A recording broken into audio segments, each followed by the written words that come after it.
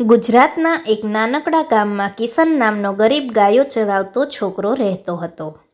તેના માતા પિતા નહોતા, તેથી તે એકલો જ જીવન જીવતો. પરંતુ તેની પાસે એક મોટી સંપત્તિ હતી, ભગવાન પ્રત્યેની અઢળક ભક્તિ. ગામની બહાર એક નાનું મંદિર હતું, દ્વારિકાધીશ મંદિર.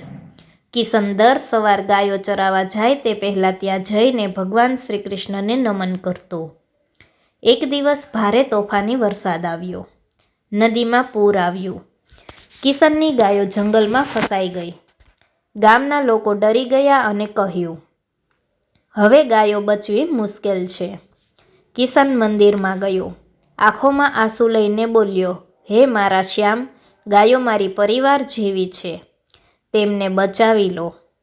એ પ્રાર્થના કરીને તે જંગલ તરફ દોડ્યો.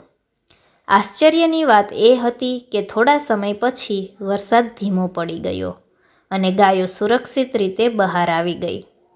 ગામના લોકો આશ્ચર્યમાં પડી ગયા. કોઈ બોલ્યો, આ તો ચમત્કાર છે.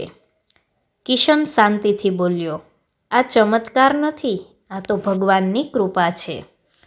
તે દિવસ પછી ગામના લોકો સમજ્યા કે સાચી ભક્તિમાં ખૂબ શક્તિ હોય છે. કિશન ભલે ગરીબ હતો, પણ તેની ભક્તિએ તેને સૌથી ધનવાન બનાવી દીધો. આ વાત પરથી શીખ મળે છે કે સાચી ભક્તિ દિલથી કરાય તો ભગવાન હંમેશા ભક્તની મદદ કરે છે.